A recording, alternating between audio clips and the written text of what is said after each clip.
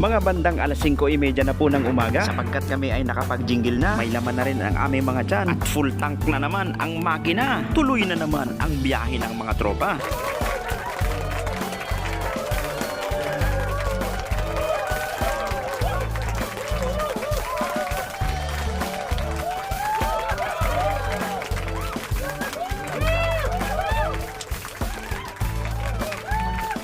At maraming salamat pa rin po sa inyong pagsasama. Tayo nga po ay papunta na ng Taif, galing ng Jeddah, dito pa rin sa loob ng Saudi Arabia. Ang biyahe nga po pala natin ay tatagal pa halos ng mahigit kumulang 2 oras.